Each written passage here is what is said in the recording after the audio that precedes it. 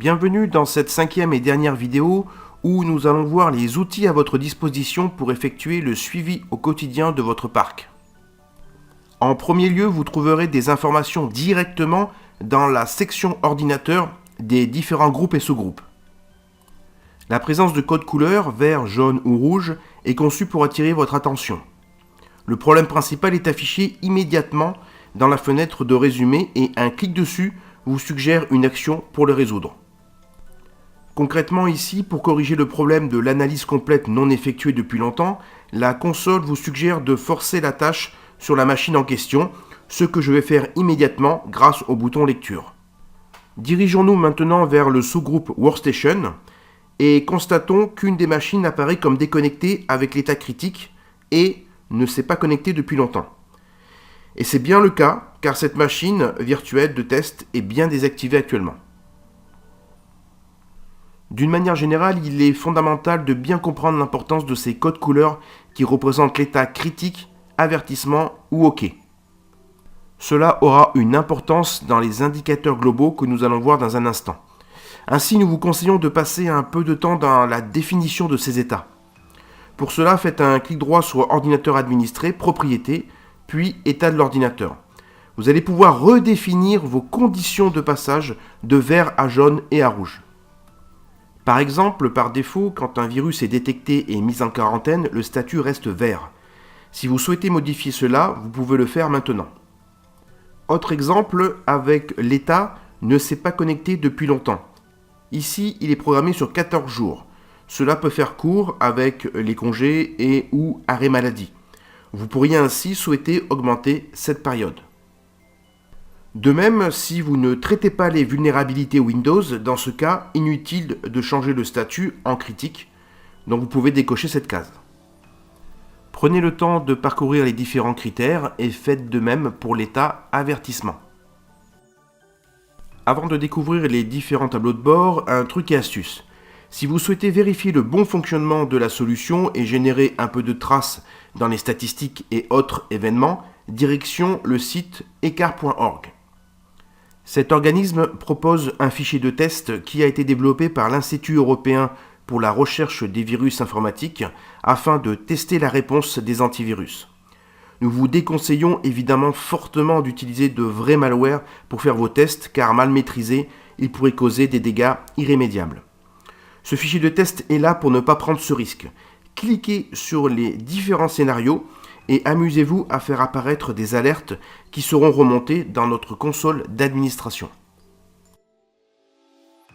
Maintenant que cela est fait, direction les outils de supervision. Sur la ligne serveur d'administration, plusieurs onglets sont disponibles.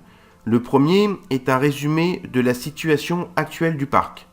Différents raccourcis vous mènent à des fonctions que nous avons couvertes dans les précédentes vidéos. Par exemple, si je clique sur le problème de licence, l'ordinateur concerné apparaît. N'hésitez pas à explorer cet écran tranquillement pour vous familiariser avec. Passons maintenant sur l'onglet Statistiques, qu'il est bon de consulter régulièrement.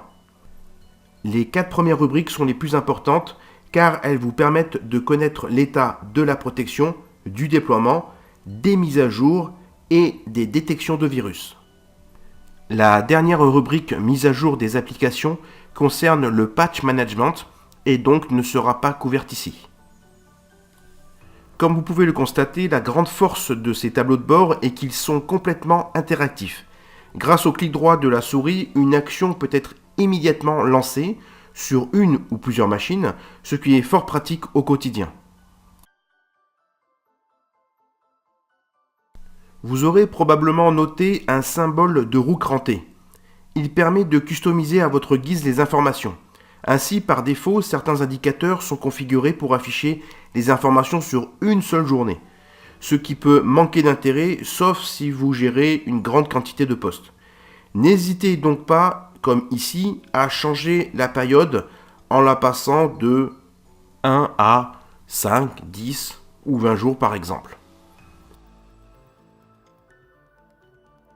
La customisation ne s'arrête pas là puisque vous pouvez rajouter de nouveaux indicateurs soit en créant de nouveaux tableaux de bord dans un écran existant, soit en créant carrément une nouvelle rubrique.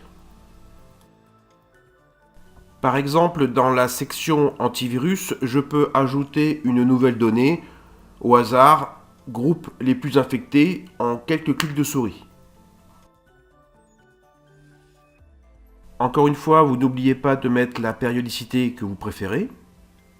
Et voilà, l'indicateur est en place. Encore une fois, ici, n'hésitez pas à jouer avec les différentes barres d'information pendant votre phase de test. Second outil fondamental dans le suivi d'un parc, les rapports. Comme pour les statistiques, vous en trouverez de nombreux prêts à l'emploi. La philosophie des rapports est un peu différente. Bien sûr, vous pouvez les générer instantanément, mais l'idée sera plutôt de les programmer de manière à les recevoir automatiquement une fois par semaine, par exemple. Pour cela, un assistant est à votre disposition. Il vous demandera ainsi de sélectionner le ou les rapports, de préciser ensuite l'adresse email. Par défaut, c'est celle que vous avez rentrée quand l'assistant de démarrage initial vous l'a demandé. Si besoin, cliquez bien sûr sur Paramètres pour reconfigurer. Notez que vous pouvez automatiser une copie du rapport sur le disque dur. Enfin, programmez une périodicité, par exemple tous les lundis matins à 9 h. Terminez en nommant la tâche si besoin. Bien sûr, elle peut être modifiée à tout moment, comme toutes les tâches dans la console d'administration.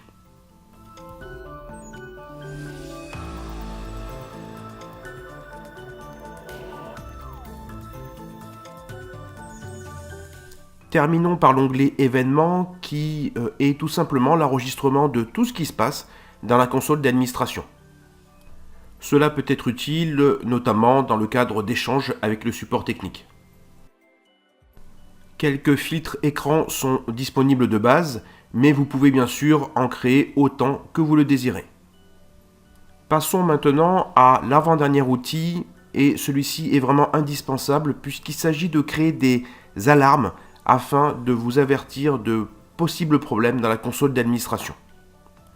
Pour ce faire, direction les stratégies. Dans la seconde section, vous noterez les notifications sur les événements.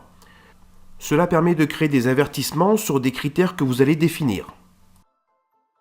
Par exemple, ici, j'ai demandé à recevoir un email d'avertissement dès qu'un problème sur la validité de la licence est découvert. De même, si un objet malveillant a été détecté, je reçois également cet avertissement. Je suis ici dans le sous-groupe Workstation et donc dans la stratégie qui s'applique au sous-groupe. Vous pourrez faire bien évidemment la même chose dans les différentes stratégies des différents sous-groupes. Exemple dans la section Serveur. Notez que dans les propriétés du serveur d'administration, vous pourrez programmer d'autres types d'avertissements. Par exemple, il peut être utile de recevoir un email si vous avez un problème d'espace disque sur le serveur. Pendant votre phase de test, n'hésitez pas à parcourir les différents types d'événements. Mais attention, évitez évidemment d'en mettre trop, car vous n'y prêterez plus attention. Terminons cette vidéo consacrée aux outils de back-office par une fonction extrêmement puissante appelée sélection d'ordinateurs. L'idée est de faire apparaître à l'écran des ordinateurs ayant des critères communs. Comme vous pouvez le voir, un certain nombre de sélections prédéfinies sont disponibles. Par exemple, ici, faire apparaître tous les ordinateurs avec l'état critique. Mais là où ça va devenir très intéressant, c'est quand vous allez pouvoir créer vos propres sélections d'ordinateurs sur des sujets divers et variés. Commencez par donner un titre à cette sélection. Elle apparaît immédiatement, mais sans critères. Direction les propriétés, puis conditions, et une nouvelle fois propriété de cette première condition. Vous allez pouvoir choisir ici énormément de critères à votre sélection d'ordinateurs personnalisés. Par exemple, le nom d'une machine, l'appartenance à une plage IP. Cela peut être également quelque chose qui est lié à une application Kaspersky présente par exemple, ou un système d'exploitation particulier. Comme les solutions Kaspersky réalisent des inventaires logiciels et matériels permanents, vous pouvez également créer des critères sur ces conditions. Réalisons un exemple ensemble. Je souhaite afficher tous les ordinateurs avec le système d'exploitation Windows 7. Équipé pourquoi pas de 512 à 2048 Mb de RAM. Je vais demander également à afficher uniquement les machines virtuelles de l'éditeur VMware. Et je vais valider ma sélection. L'ordinateur qui s'affiche à l'écran répond bien aux critères que j'ai mentionnés. Évidemment, il faut imaginer cela à l'échelle d'un parc, puisqu'ensuite je pourrais très simplement cliquer sur le bouton exécuter l'action et réaliser une tâche uniquement pour cette sélection d'ordinateur. Cette vidéo est maintenant terminée. Merci d'avoir suivi ces 5 tutoriels consacrés à Kaspersky Security Center 10 SP2. N'hésitez pas à vous abonner à la chaîne et à très bientôt.